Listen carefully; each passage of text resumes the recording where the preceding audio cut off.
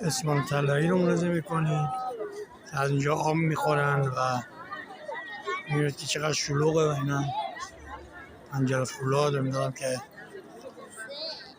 با دست دلتون بیاید اینجا زیارت بکنید. من هم زیارت همتون هستم. زیارت همتون قبول.